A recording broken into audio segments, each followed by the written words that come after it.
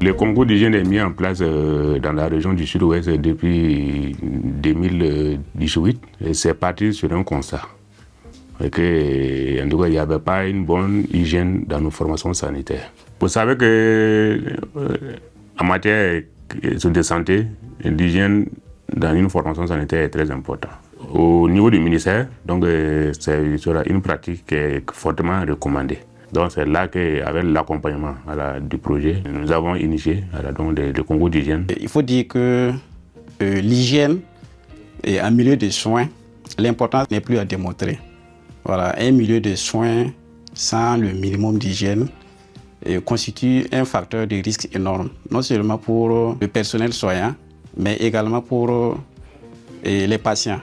Donc cette approche est la bienvenue. Parce qu'elle contribue énormément à l'amélioration de la qualité des soins. L'objectif du concours d'hygiène, c'est contribuer surtout à assurer les soins de qualité aux populations. Pour contribuer à l'amélioration de la situation nutritionnelle et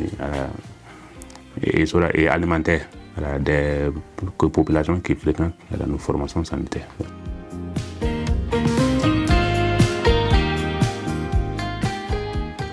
La première étape a consisté d'abord à renforcer les capacités des acteurs. Mais bien avant la formation des acteurs, on a d'abord identifié les formations sanitaires dans lesquelles on va faire la phase pilote. Quand on a fini cette étape, voilà, le projet a encore appuyé à l'acquisition de matériel d'hygiène.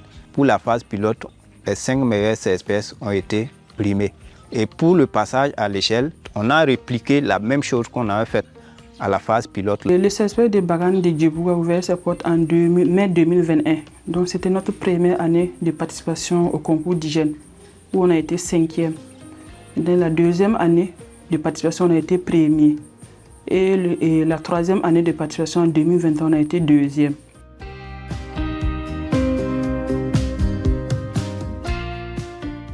Actuellement, on peut dire qu'il y a des changements presque chaque mois. Voilà, les AEBC avec d'autres bonnes volontés de la population viennent pour le désherbage de la cour. En plus de ça, on a les manœuvres qui sont là chaque jour pour le nettoyage. Nous aussi, en tant qu'agents, on fait beaucoup d'efforts aussi dans le tri des déchets pour permettre aussi l'évacuation. En plus de ça, on remarque que chaque mardi, les femmes sont plus nombreuses que d'habitude. Parce qu'ils viennent pour voir les démonstrations culinaires qu'on fait, pour les permettre de préparer la bouillie enrichie pour leurs enfants. Grâce au concours d'hygiène où on a bénéficié des formations, des rencontres, ça nous a permis de tenir compte de tous ces aspects pour vraiment améliorer la qualité de travail au sein de notre formation sanitaire. Et partout où vous allez partir, on vous dit tout simplement, en tout cas, vous faites un bon travail au niveau de votre formation sanitaire. Ça donne l'envie de fréquenter la formation sanitaire. Le concours d'hygiène et de nutrition est venu nous redonner un autre modèle d'agent de santé dans les formations sanitaires à travers le renforcement des compétences que chaque agent de santé a bénéficié sur ce que je nommerai l'art de vivre sainement en milieu hospitalier. Avec cet appui, on a la mise en place de 136 comités d'hygiène et de nutrition et également le renforcement des capacités de 1500 agents de santé et 3500 membres des comités d'hygiène et de nutrition. La qualité des services au fait s'est considérablement améliorée avec les agents de santé qui intègrent systématiquement les pratiques de lavage des mains au cours de leurs prestations. Les séances de démonstration culinaire permettent aux mères de reconnaître non seulement les différents groupes d'aliments, mais ce qui leur permet donc de diversifier les repas pour leurs enfants. L'esprit de compétition qu'a suscité le concours a permis de départager les CSPS, d'entraîner une saine émulation. Nous avons aussi le fait que chaque comité s'organise en l'interne pour entraîner une adhésion de la communauté dans l'observance des bonnes pratiques d'hygiène.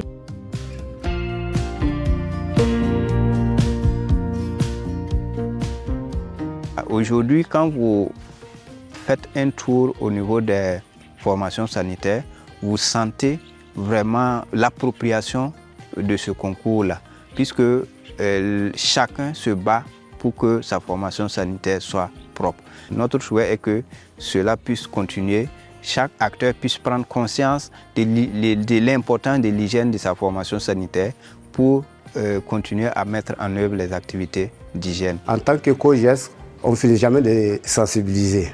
Nous devons toujours continuer notre accompagnement avec la population pour toujours maintenir la propriété de notre CSPS. Il faut dire que nos formations sanitaires, donc, en tout cas, ont mouillé le maillot.